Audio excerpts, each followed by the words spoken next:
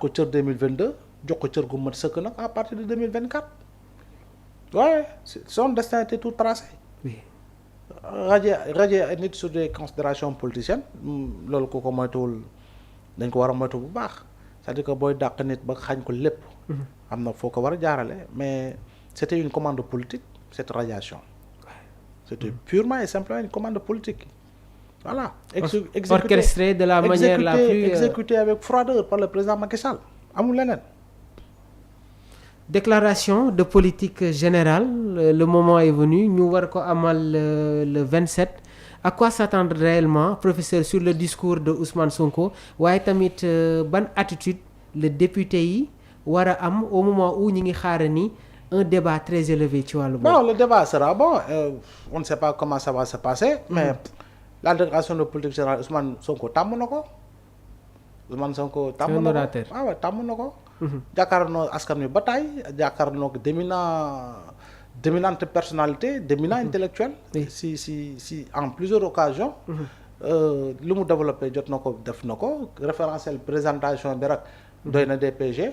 donc bu ñëwee fii répétition lay doon rek amul leneen et puis les Sénégalais vont suivre et puis vont mieux comprendre peut-être la déclinaison liée à la vision économique du président et par rapport si li nga xam ne mooy référentiel Horizon Sénégal 2050.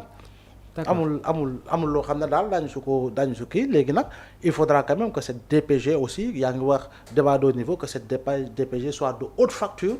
Pour que dans 5 ans dans 10 ans. Que les Sénégalais s'en rappellent. Pour mu continuer di nekk sujet de débat. Par rapport au contenu par rapport au contenant et par rapport à ses orientations pertinentes et objectives. Alors professeur sur les différentes déclarations de politique yi nga xamante ne am na ci histoire politique Sénégal ban moo la ci gën a frappé. Sur le discours. non xam nga su ma nee yu bari bon man yu ma si fekkee dëgg bi ma si njëkk a fekkee en tant que journaliste mooy bu Idriss Seck bu Idriss Seck très sincèrement. dafa mel ni boobu la ñuy gën a sax. voilà waaw bu Moustapha Niasse en 2000. waaw boobu nekk gu ma taskatu xibaar parce que maa ngi jàng.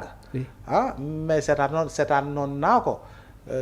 Dina retenir sa attention parce que c'était la première déclaration de politique générale suite à une première alternance survenue au Sénégal. D'accord. Idriss Seck jamono jooju tam xam nga nappoon nañu quoi. daf ñu nappoon gars yi fan ko fii këlëng ak yooyu quoi. D'accord. ñëw na fii def benn DPG tamit bu retenir woon attention nag très sincèrement bu retenir woon attention. Après Idriss Seck kan moo ñëwaat bon y a d'autres DPG. Celle de Souleymane Ndéné Ndiaye. Celle de Abdoul Mbaye. Celle de Mimi Touré celle de Boun Abdallah Dionne. Celle de Amadou Ba et cetera bon DPG yu bari dans un même régime boo koy xool DPG bi jiitu ba mooy njëkk retenir sa attention le plus souvent. xam nga parce que tamit nguuru président Macky Sall da ngay calculer ñaata premier ministre ñoo fi jàll. c'est-à-dire que day dem ba DPG bi day nekk routine boo xam ne du retenir du safati dara. bi nag c'est la première DPG de la seconde alternance. kon boog dinañ ko xaar lu bari. D'accord. Si li nga xam ne moo soxal premier ministre Ousmane Sonko. alors tamit am na ay yenn question yoo xamante ne yaakaaroo ne que dina jóge professeur ci opposition bi comme des dossiers yi nga xamante ne tey jii taxoon na Sénégal nekk dans une ci benn période bu xawoon compliqué. menace naa ne mais quand même revenir sur les épisodes ay affaire Adji Sarr j'ose espérer que député yi duñ si dugg parce que buñ si duggee duñ si des de. sur ce dossier waaw ñoo si des. ci naka professeur. waaye affaire Adji Sarr rek ñëpp xam nañu ñu ko tëgg. premier bu mu éclaté ba tey on reste sur la même posture ça ne change pas. hier cette question jotoon naa ko poser le oustaz Assane Seck mu ne. Gare à ceux qui oseront poser cette question dinañu am une réponse boo xamante ne duñ ko sax yaakaar laa wax loolu nañ si dugg. ci naka professeur. Mais Mamour. Oui tamit yow tamit xam nga ni moos l'affaire Adji Sarr là c'était une grosse pièce de théâtre mal jouée mal interprétée mal écrite. waaye mooy jur résultat yi nga xam ne yaa ngi koy événement douloureux yi ngay wax noonu. Malheureusement. Oui. Les acteurs ont été mauvais. Les scénaristes ont été mauvais. Les interprètes ont été mauvais. Et tout leneen amu ci. ce dossier ñu jàpp ne que kenn du ko relancer waat parce que gis nañu Ndeye Khady Ndiaye tamit moom bëgg ñu àttewaat affaire bi. C'est son droit le plus absolu. C'est son droit yoonam c'est son droit le plus absolu. Oui. Que de demander cela c'est son droit le plus absolu. amul leneen c'est son droit le plus absolu. Je pense que nañu dem rek bu doon bu ñu ko yëkkati woon yoo ko dina jëf fu ñu ko foog nga ne que professeur on va bi les dossiers dinañ ko activer waat pour voilà. ñu xam exactement je sais pas trop. Mais je dis encore une fois, c'est un dossier qui a fait mal au Sénégal. D'accord. Et c'est un dossier qui a fait très mal à beaucoup de Sénégalais. Et malheureusement, battu sur du mensonge. Parce que tamit junj doy na borom xel comme on dit.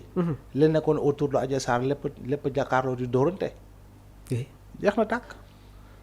Sur le plan économique ñu gis une personnalité comme Amadou Ba nekk ci biir hémicycle bi gëm nga ne que il peut y avoir tamit une discussion entre les deux qu'il soit présent d'abord oui. ndax nekkul opportunité Amadou Ba nekk ci biir hémicycle bi pour wax ak Ousmane Sonko qu'il soit assidu comme tout d'autres députés qu'il soit assidu et qu'il pose les débats qu'il faut avec l'expérience qu'ils ont. Ça peut aider véritablement à relever le débat, mais également à enrichir le débat, mais également à aller dans le sens de pouvoir donner peut-être des propositions pour des réponses beaucoup plus complètes et beaucoup plus concrètes. Donc ça doit être une opportunité pour l'ancien Premier ministre du Effectivement, Sénégal. Effectivement, c'est une opportunité, autant pour tous ceux qui étaient dans l'ancien régime. Le débat économique sera mieux relancé et le Sénégal s'en portera mieux. Transport terrestre, face à l'indiscipline et au non-respect du code de la route, le Premier ministre Ousmane Sonko opte pour la fermeté, sanctionner les excès de vitesse ak dépassement dangereux yi et sur la ligne continue, les surcharges de bagages et les cas de transport mixte les surnomme. Donc ñu gis Ousmane Sonko wax sur cette affaire-là jamono ji nag il faut que ñu réguler lépp luy jëm ci wàllum transport. C'est une nécessité absolue. Oui. Transport terrestre moom foog ñu réguler ko. ñu koy waxtaan sànq déjà problème embouteillage mais indiscipline bu am. il faut ñu changer lu bari. Oui. dóoru yi fatt nañu nit ñi am nañu njariñ waaye fatt nañu nit ñi toj rétroviseur mbëkk oto jàmbur. mbëkk ay nit duñu taxaw feu rouge sens interdit. rond-point sens giratoire seen yoon nekk aussi. ligne continue seen yoon nekk aussi. ligne discontinue seen yoon nekk aussi.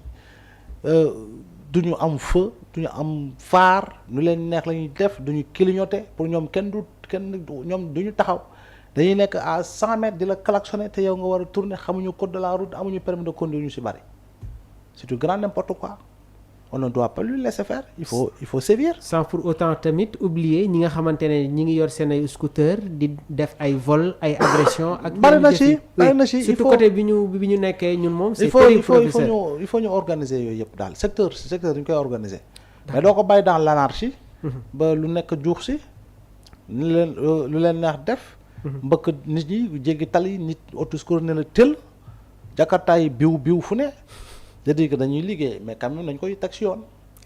oto ba ñuy njëkkanteel. day fay assurance. moom sax am na assurance am na këyit yëpp bu matulee police bi pour ko arrêter saa da koy bindal. da koy attester ba mu fourrière ko. ñoom ñu nekk ci tali bi ba pare fay yow essence da ngay jënd. yow fayoo juuti fayoo dara. amoo assurance amoo permis ba pare di fay. yenn accident yi bu amee moom mi dëwru bi moom mooy perte. waaw oui. Donc il faut quand même ñu sensibiliser leen ba pare sévir il faut sortir le bâton quand il le faut. Donc le Premier ministre on est tout à fait d'accord sur la position bi nga xamante ne moom la jël face à l'indiscipline et au non-respect du code de la route. Dañuy dem sur notre dernier point de cette émission. Professeur Barthélémy Diaz ba tey jii nii mi ngi continuer à enchaîner les sorties gisoon nañu cérémonie de retraite bi nga xamante ne amoon na fële ca Saly mu am une altercation ñu bëri ne il ne doit pas être présent sur cet événement là. Ouais, pourquoi il est là-bas il doit pas être présent. waru fa nekk. non lii am na déposé na recours na toog xaar lu mu fay wuti. jàpp nga ne que. il ne fait pas partie du conseil municipal de Dakar. bokku si